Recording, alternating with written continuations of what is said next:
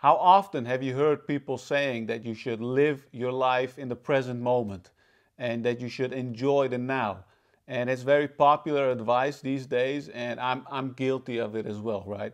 But it's valid because most of us are so distracted either by our thoughts or our devices or everything that all shiny objects in the world that we forget to focus on the thing that matters the most, and that is to enjoy our life, enjoy the time that's been given to us.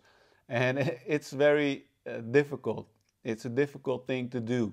That's why, for thousands of years, philosophers and all kinds of people have been focused on the art of living. And it really is an art because it takes a lot of time to figure it out for yourself. It's not just some kind of formula that you can apply to your own life and find out how you should live your life, but because it's something that we have to figure out for ourselves, and everybody's different, right? But one thing that I've learned over the years of studying all this about philosophy and being lost in thought is that it started about 100,000 years ago with the invention of language.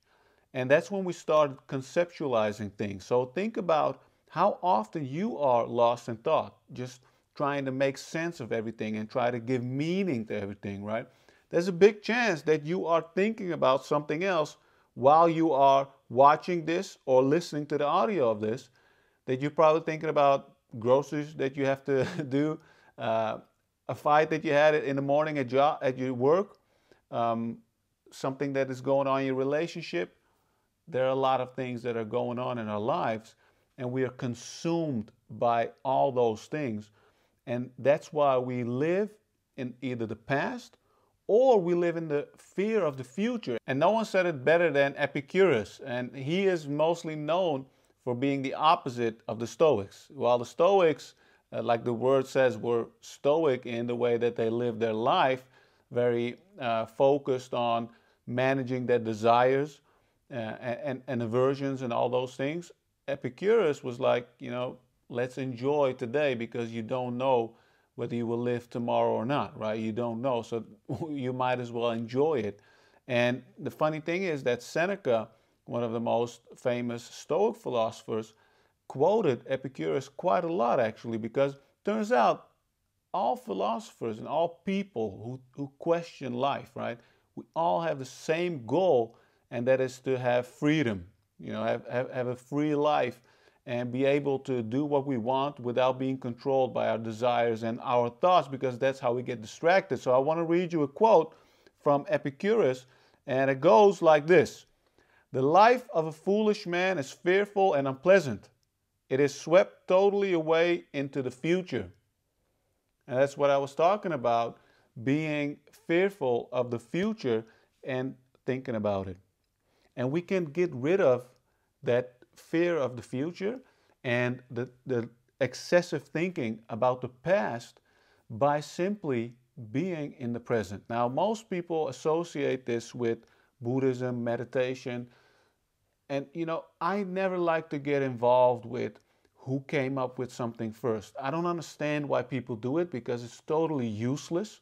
What matters is that we use the ideas that people talk about and share to apply to our own lives. Now, what I want to challenge you is to look at ideas in the world, right? Like, you can learn from people, you can learn from books, you can learn from videos, audio, podcasts, whatever it is, video courses, and look for things that resonate with you and that you can apply in your own life. That's what I've done. And what I found is that you don't need anything to live in the present moment.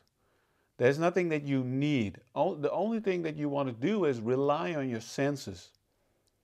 Instead of being distracted or being lost in thought and always doing something, rely on your senses. We all have senses. We feel, we hear, we smell.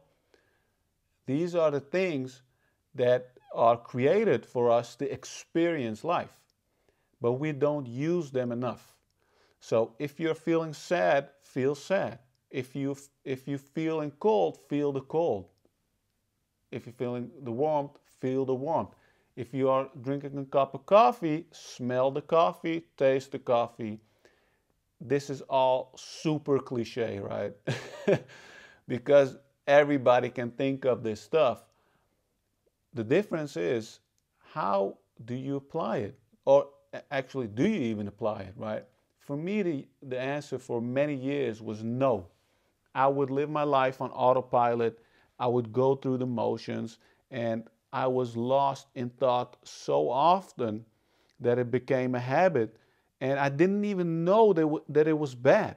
So the first thing that I realized when I was reading philosophy, that it is a bad state of mind, right? It's not something that is good. It's not going to bring you anything that is useful. It's not going to improve your life. It's not going to make your life any richer, right? It will only numb you.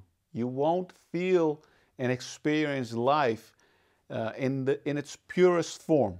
So stop being distracted and start experiencing and start relying on your senses, because that is the only way that we can experience life. And remember, you don't need anything.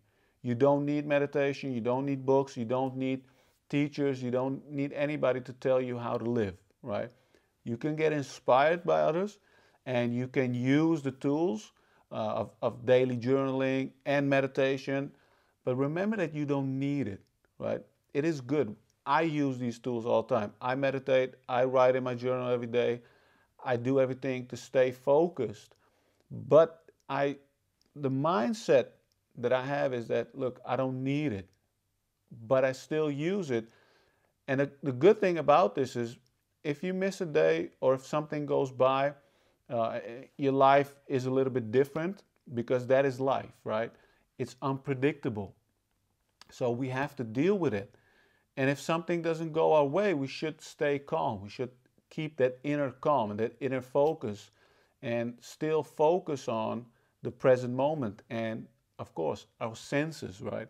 So those are the lessons that I learned that I wanted to share with you on this episode. And I hope that this is something that gives you some insights into how we can be more present. And it's a very difficult thing. I've been practicing now for years, and only for the past 1 or 2 years I noticed that I've been more consistent with the way that I live and being calm. And it's a process, and it takes years and years. If you listen to philosophers and Buddhist monks, these are people who dedicated their whole life, and if you ask them, they'll probably tell you, and often they say something like, I'm only 10 or 20% of where I could be. What they want to say is that it's a very difficult thing, and I realize that all the time, because if it was easy, everybody would be focused, be in the present, be kind, understand each other, but that's not the world we live in. And what I can tell from that is that this is a very difficult thing to do. The easiest thing we can do is freak out, argue with people, feed our ego, be lost in thought, be angry, live in the past, fear the future, because that doesn't require any conscious effort. We just go with the flow. We don't exercise our mind control. And that's what it ultimately comes down to. We can't control our thoughts. We can't control our subconscious. Well, we can choose what thoughts we will prioritize over the other thoughts that we have, right? We can prioritize. We can say, look, I'm not going to follow up on these crazy thoughts that I have. That is a decision. And it's like a muscle that takes a lot of work to get stronger, right? So I hope that you can use this stuff to strengthen your muscle as well. I do it all the time. Every single day I practice it. And remember, you don't need anything, right? And that gives you a little bit more freedom. Like, hey, I'll figure this thing out on my own. Because at the end of the day, you have to deal with yourself, right? It's your own mind. You have to deal with it. So good luck. Let me know how it goes. And if you have any questions for me, feel free to let me know.